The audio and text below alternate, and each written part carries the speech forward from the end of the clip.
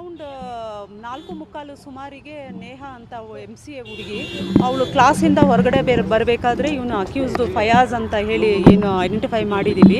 ಇವನು ಬಂದು ಏಕಾಏಕಿ ಆ ಹುಡುಗಿಗೆ ಚಾಕುವಿನಿಂದ 4-5 ಸಲ ಇರಿದು ಗಾಯ ಮಾಡ್ತಾನೆ.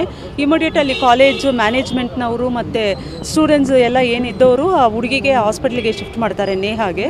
ಬಟ್ ಬ್ರಾಡ್ ಡೆಡ್ ಆಗಿದ್ದಾಳೆ ಹಾಸ್ಪಿಟ್ಲಲ್ಲಿ. ಇವನು ಅಲ್ಲಿಂದ ಪರಾರಿಯಾಗಿ ಅವನು ಊರ ಕಡೆ ಹೊರಟಿದ್ದ. ವಿದಿನ್ 1 hour ಪೊಲೀಸ್ ಟೀಮು ಎಲ್ಲ ಕಡೆ ನಾವು ಕಳಿಸಿದ್ವಿ. One of the police team successful ಆಗಿ ಅವನ್ನ ತಕ್ಷಣ ಅರೆಸ್ಟ್ ಮಾಡಿದ್ವಿ.